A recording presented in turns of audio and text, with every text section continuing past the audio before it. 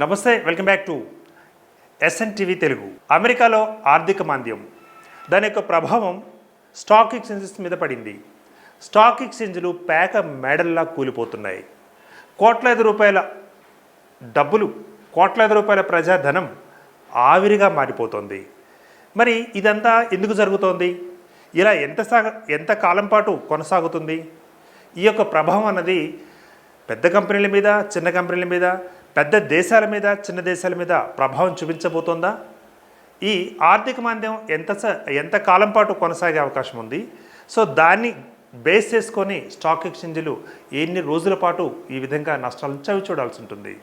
ల్యాండాక్లు, stocks, bulls, bears ఇలా అందరూ కూడా కుప్పకూలుతున్న పరిస్థితి మనం చూస్తున్నాం. ఆ వివరాలు ఏంటో ఒకసారి తెలుసుకునే ప్రయత్నం చేద్దాం. అమెరికాలో ఆర్థిక మాంద్యం కారణంగా సోమవారం భారత స్టాక్ మార్కెట్లో గందరగోళ పరిస్థితి నెలకొంది.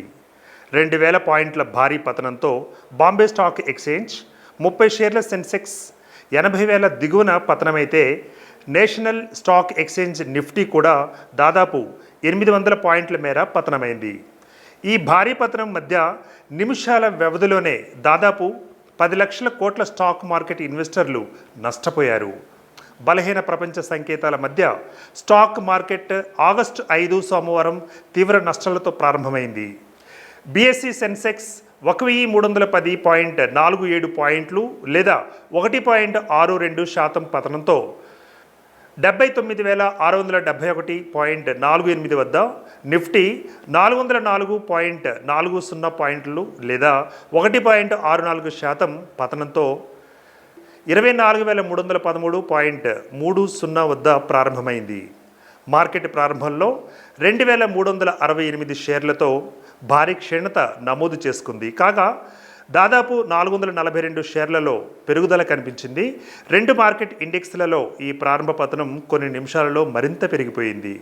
ఉదయం 9:20 సెన్సెక్స్ 1,585.81 పాయింట్లు లేదా 1.96% క్షీణించింది.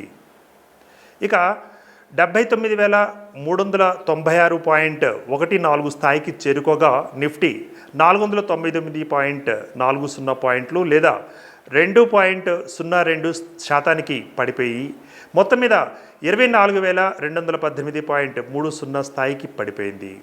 బీఎస్సీ మార్కెట్ క్యాప్ను పరిశీలించినట్లయితే గత శుక్రవారం మార్కెట్ ముగిసే సమయానికి ఇది 457.16 లక్షల కోట్లు కాగా సెన్సెక్స్ 1,500 పాయింట్లకు పైగా పడిపోయినప్పుడు బీఎస్సీ మార్కెట్ క్యాపిటలైజేషన్ ఒక్కసారిగా 442.92 లక్షల కోట్లకు పడిపోయింది.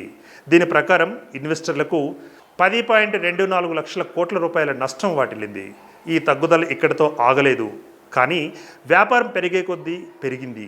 ఉదయం 11 గంటల సమయానికి సెన్సెక్స్ 2,037 పాయింట్లు పతనమై 78,944 స్థాయికి, నిఫ్టీ 661 పాయింట్లకు పడిపోయి 24,056 స్థాయికి చేరుకున్నాయి. మార్కెట్ మరింత పతనమై కారణంగా బీఎస్ఈ మార్కెట్ క్యాప్లో నష్టం కూడా పెరిగి ఇన్వెస్టర్లు 18.33 లక్షల కోట్లు నష్టపోయారు. సెన్సెక్స్ 2,000 పాయింట్లకు పైగా పడిపోయిన కారణంగా గత శుక్రవారం 457.16 లక్షల కోట్ల రూపాయలతో పోలిస్తే బీఎస్ఈ ఎం క్యాప్ 443.29 లక్షల కోట్ల రూపాయలకు క్షీణించింది. ఇక లార్జ్ క్యాప్ కంపెనీలతో కలిపి 4.28% క్షీణించి 1,050కి చేరుకోగా టెక్ మహీంద్రా షేర్ 3.17% పడిపోయింది. దీని విలువ 1,462కు చేరుకుంది. ఇక టాటా స్టీల్ షేర్ కూడా ప్రారంభమైన తర్వాత దారుణంగా పడిపోయి 3.89% పడిపోయి 150 రూపాయలకు చేరుకుంది.